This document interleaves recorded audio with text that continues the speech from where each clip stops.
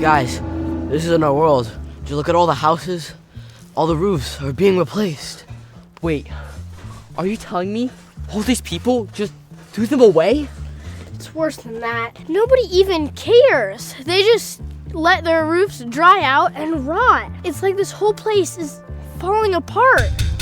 But why would they just not rejuvenate them? It doesn't make any sense.